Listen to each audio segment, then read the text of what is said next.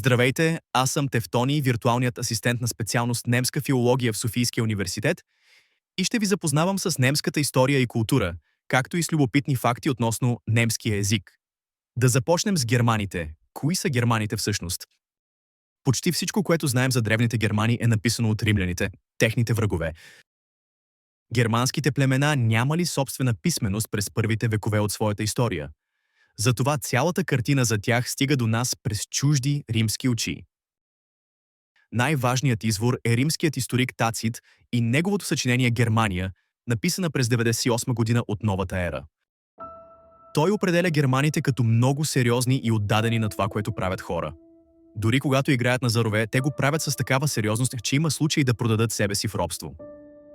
По външен вид ги описва като високи мъже с светла коса и сини очи.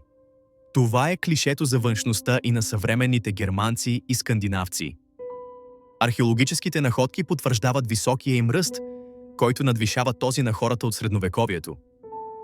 Тезата за тяхната расова чистота остава литературен образ, недоказан научен факт. Затова в университета винаги препоръчваме внимателен и критичен поглед към такива антични текстове, тъй като с тях лесно може да се злоупотреби.